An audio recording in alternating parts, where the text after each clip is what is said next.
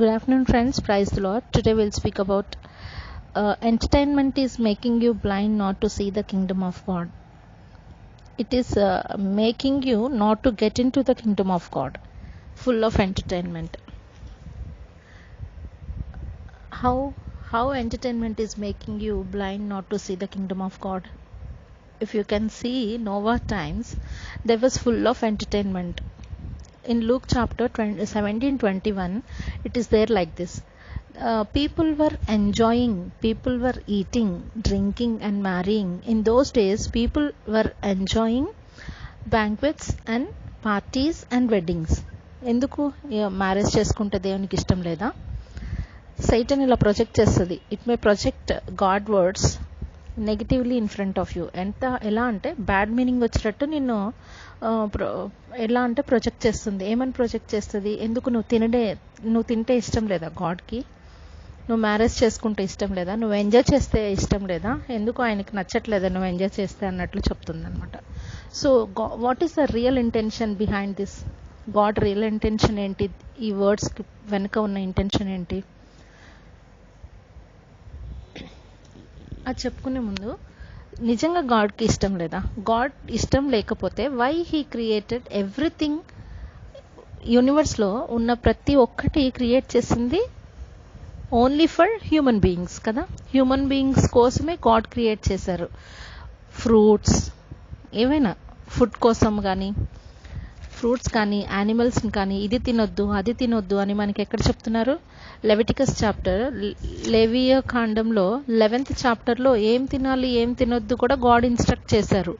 ఏది నీ హెల్త్కి మంచిది, ఏవి నీ హెల్త్కి మంచివి కాదు అని గాడ్ అంత పర్టికులర్గా ఇన్స్ట్రక్షన్ నీకు ఇస్తే ఏం తినాలి అంత జాగ్రత్తలు కూడా చెప్పారు. ఏం తినాలి ఏం తినకూడదు అని కూడా ఇన్స్ట్రక్ట్ చేశారు. అలాంటిది ఇక్కడ తింటే ఎందుకు నచ్చట్లేదు అంటున్నారు? ఆయన ఏమో అలా అనరు కదా, ఎందుకు అంటున్నారు? What is the real intention behind these words అనేది మనం తెలుసుకోవాలి. Eating, they're eating, drinking and enjoying and marrying. ఎందుకు పెళ్లి చేసుకుంటే ఇష్టం లేదా అని ప్రొజెక్ట్ చేస్తుంది సైటన్. గాడ్ రియల్ ఇంటెన్షన్ నువ్వు పెళ్లి చేసుకోవద్దనా? కాదు కదా. If it is his real intention, why he made both Adam and Eve for support each other కదా. సో అది రాంగ్ అనమాట. So God real intention is by having all these things. మరి ఏంటి చెప్తున్నారు ఇక్కడ? For example, during exams you are watching TV. అంటే exams టైంలో నువ్వు టీవీ చూస్తున్నావు అనుకోండి.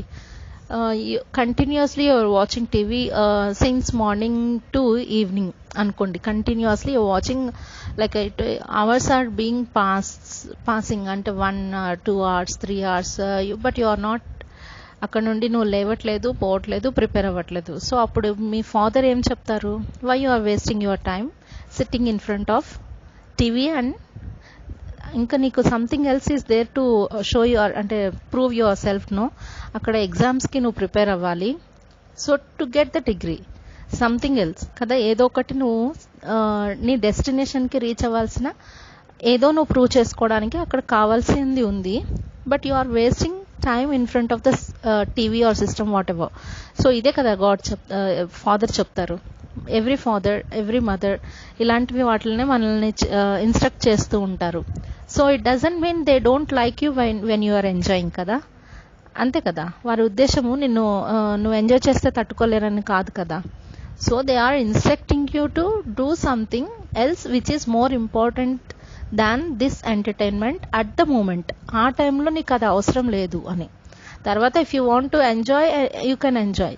కానీ ఇక్కడ దేవుని ఇంటెన్షన్ కూడా అదే. Real intention is behind these words, something is there for you, అంటే టు ఓవర్కమ్ ద ఏముంది ఫ్యూచర్లో మనకిప్పుడు. The days are very bad కదా.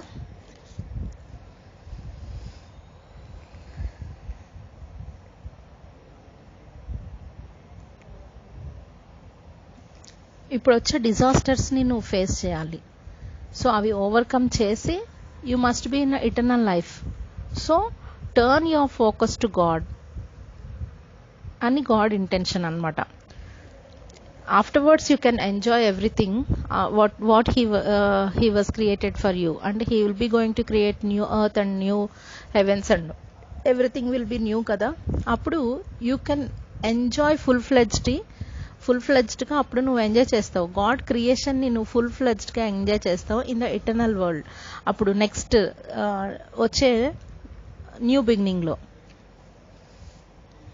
Until unless you should not, అంటే అప్పటి వరకు నువ్వు ఎలా ఉండాలి అంటే put more focus on the God.